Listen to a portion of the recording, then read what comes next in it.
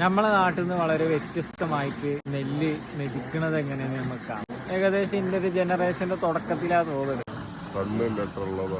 മരമുട്ടി വെച്ചിട്ടാവുമ്പോൾ ഇങ്ങനെ ഇതടിക്കല്.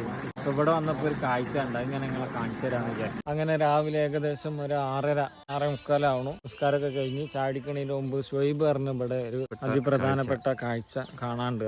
സ്റ്റോറി ഇടാൻ തുടങ്ങിയിട്ട് പറയാം. ഷുഹൈബാണ്, ഭയങ്കര വ്ളോഗറാണ്. തട്ടിട്ട് നടക്കുക സ്റ്റോറി നാട്ടിട്ടത് മഞ്ഞൂടി ഒരു തോട്ടൊക്കെ വരുന്നുണ്ട്. നിങ്ങൾ കാണുന്നുണ്ടോ? ഞാൻ കാണുന്നില്ല ഗൈസ്. അങ്ങോട്ട് പോയി സൺലൈറ്റ് ഇതാണ് സാധനം.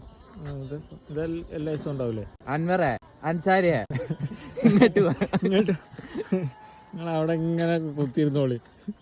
അങ്ങനെ പശു വരുന്നുണ്ട്, ഇനി കുത്തി തള്ളിയിടുമെന്നാവും. ഈ ബിരിയാണിയുടെ അരിയാണ് ഇവര് ഇത് ഉണ്ടാക്കണേ. എന്താണ് ഇതിന് പറയല്? എന്തോ ഒരു മലയാളം പറയലുണ്ട്. മെഡിക്കൽ കൊയ്യൽ മറ്റേതാണ് ഇത്.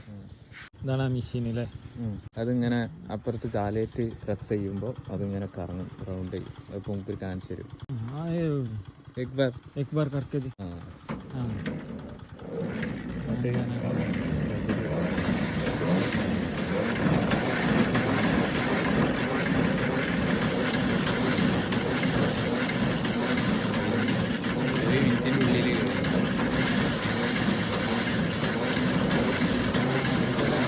കഴിഞ്ഞത് പരിപാടി ഇതിനൊക്കെ അടുത്തൊരു പോയിരുന്നു. അതിൻ്റെ ഇടക്കാണ് ഷുഹൈബ് വന്നിട്ട് വീഡിയോക്ക് വേണ്ടിയിട്ട് കറക്കുമെന്ന് കൂടെ നിൽക്കുന്നത്. അങ്ങനെ നല്ലൊരു ഇതായിരുന്നു.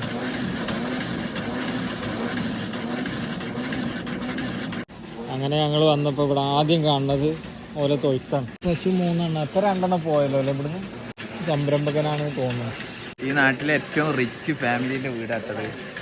ഈ പാടം ഏകദേശം മുഴുവന് വരുതാണ്. അയാളാണ് ഇതിന്റെ മുതലാളി. അയാളാണ് ഇതിന്റെ മുതലാളി. അയാളെ പേരെന്തേന്? മറ്റേ അർബാബുലാലോ അങ്ങനെ എന്തോ ഒരു പേരാണ്. അയാളിപ്പോ രാവിലെ തന്നെ പശുവിനൊക്കെ കറന്ന്. ഇയാളടുത്ത് ആദ്യം നല്ല പാലുണ്ടായിരുന്നു. തണുപ്പ് കാലത്ത് പാല് കുറയും. അയാളങ്ങനെ ലാസ്റ്റത്തെ പശുക്കിടാവിനെയും കൊണ്ടതാ പോകും. ഇവിടെ 2 ആടുകളുണ്ട്, വേറൊരാടുണ്ട് ഇവിടെ, വേറൊരാളുണ്ട് ഇവിടെ.